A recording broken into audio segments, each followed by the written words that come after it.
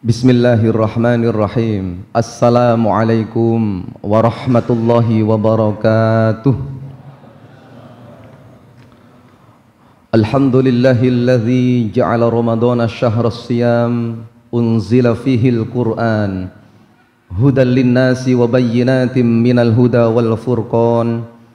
Ashhadu an la ilaha illallah wahdahu la syarikalah wa ashhadu anna Muhammadan abduhu wa rasuluh. Allahumma salli wa sallim wa barik ala nabiyyina Muhammadin wa ala alihi wa ashabihi wa man tabi'ahum bi ihsanin ila yaumiddin.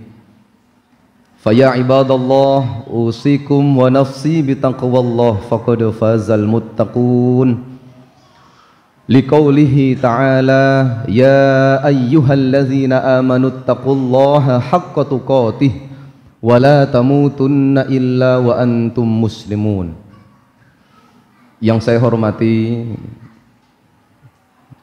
Ustadz Ridwan Ma'ruf selaku pembina kita, Ustadz kita bersama beserta seluruh jajaran takmir Masjid Al-Mahdi dan Bapak Ibu jamaah Qiyamul Ramadan yang dirahmati Allah.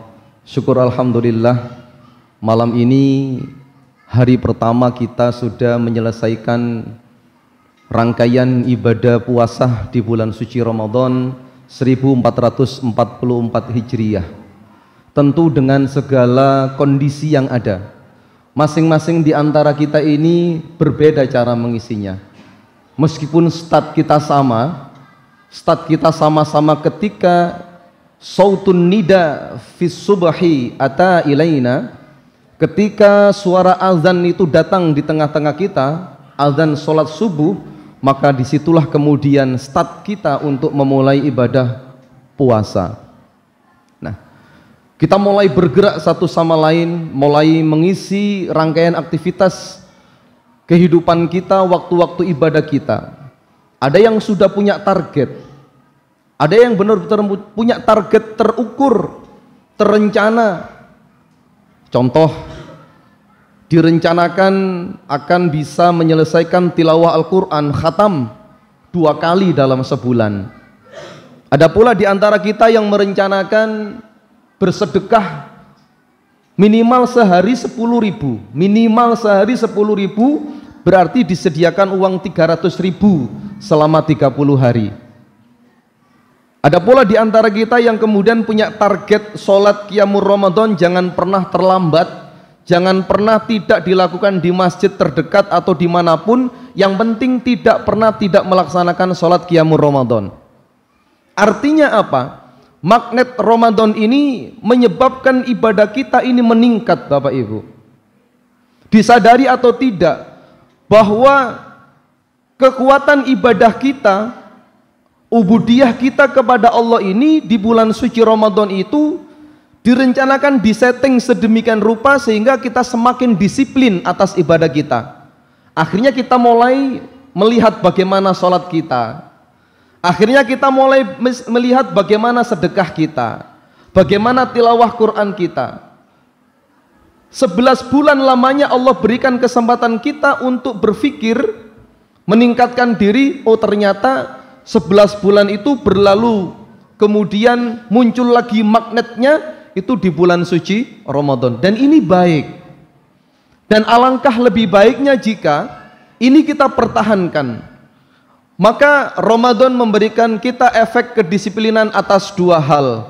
Pertama, unsur jasmani kita yang didisiplinkan, dan yang kedua adalah unsur rohani kita yang didisiplinkan oleh Allah. Unsur jasmani kita yang tidak terbiasa sholat malam, yang biasa bangunnya itu mepet-mepet antara subuh dan duha, yang biasanya setiap hari kalau di bulan suci, di luar bulan suci Ramadan itu bangunnya setengah 6, bangunnya jam 6, bahkan mepet mau kerja baru bangun. Nah, kita kemudian disetting oleh Allah, sahur itu Allah letakkan sebelum sholat subuh. Dan ini menjadi rangkaian rukun, ya. Kemudian menjadi rukun-rukun yang kemudian kita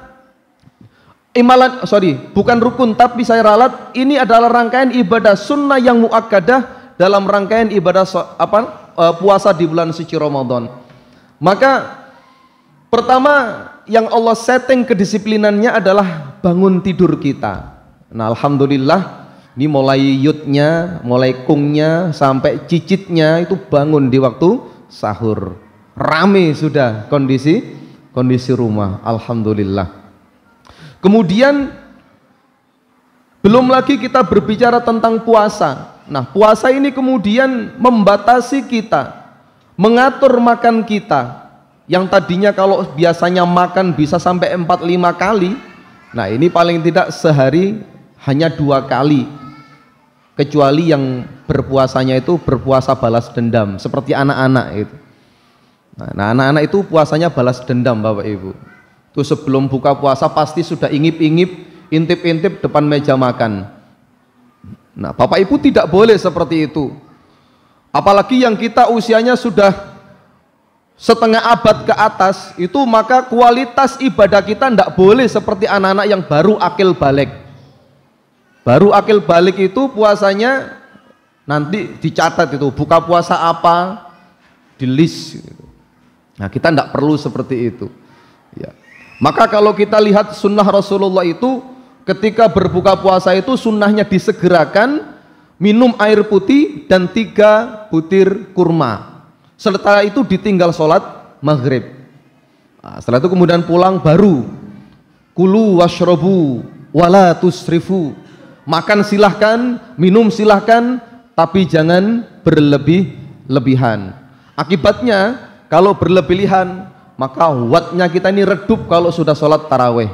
Pelan-pelan redup, ngantuk. Karena sudah bercampur berbagai macam makanan yang ada di dalam perut kita, sehingga kita ngantuk plus. Ramadan 1 sampai 10 semangat, Ramadan 11 sampai 20 agak-agak loyo. Nah, terakhir kemudian blas nanti. Nah, Bapak Ibu, kami berharap semoga momentum Ramadan yang sudah mendisiplinkan kita dari sisi jasmani ini betul-betul kita jaga. Bangun malamnya kita jaga. Ba'da sahur jangan pernah tidur. Ba'da subuh jangan pernah tidur. Ini paling enak, tapi itu hanya khusus bagi anak-anak yang baru akil balik. Nah, Bapak Ibu yang dirahmati Allah, selain jasmani yang Allah disiplinkan adalah ruhani kita. Seakan kalau sudah Ramadan itu semuanya kita serahkan kepada Allah. Gini apa mboten? Nggih. Ada ser-seran sedekah, donatur takjil langsung kirim Pak donaturnya, rekeningnya dikirim gitu. Kemudian apalagi yang ubudiyah tilawah Quran tadi itu Bapak Ibu, rohani kita ini kuat, semakin kuat. Saya yakin selama berpuasa Bapak Ibu tidak ada yang ghibah. Ibu-ibu ada yang ghibah di siang hari? Bapak-bapak saya yakin selama bulan suci Ramadan ini tidak ada yang ghibah. Kenapa tidak mau ghibah? Karena khawatir kalau ibadahnya ini nilai puasanya berkurang. Bukan batal tapi berkurang. Kita ini kemudian imsaknya itu jangan hanya ketika mau subuh Bapak Ibu. Imsak itu menahan diri bukan hanya ketika mau subuh menjelang ibadah sholat subuh, tapi imsak kita ini menahan diri kita ini sepanjang waktu selama bulan suci Ramadan, bahkan di luar bulan suci Ramadan. Kalau biasa di bulan Ramadan tidak mau ghibah dan tidak mau menyakiti, menzalimi orang, maka sesungguhnya di luar Ramadan pun sama halnya dengan begitu. Sama ketika dulu kita pergi ibadah haji atau kita umroh, sebelum azan berkumandang saya yakin 100% Bapak Ibu itu yang di Madinatul Munawwarah, di Makkatul Mukarramah itu sudah prepare sholat 10 menit sebelum azan. Tapi kenapa kemudian ketika kembali ke tanah air loyo lagi?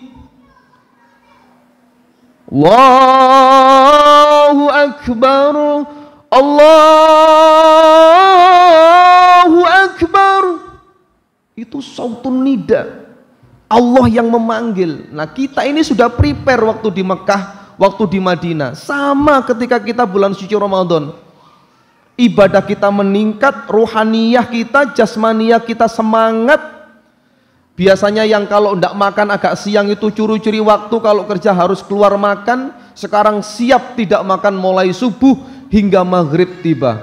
Maka kesimpulan kita pada kesempatan malam yang berbahagia ini, marilah settingan waktu untuk jasmani dan rohani yang sudah Allah setting untuk kita supaya disiplin ini kita jaga betul-betul. Dan yang paling akhir, siapapun yang akan sukses ketika pada masa pelatihan, dan Ramadan ini adalah syahrut tarbiyah, bulan penuh dengan pendidikan, maka yakin saya nanti di ujung bulan suci Ramadan bahagia kita satu sama lain itu beda-beda Bapak Ibu.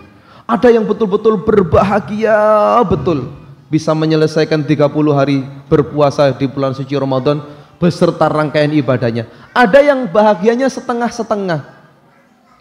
Ketika nanti takbiran tiba itu bahagianya setengah-setengah.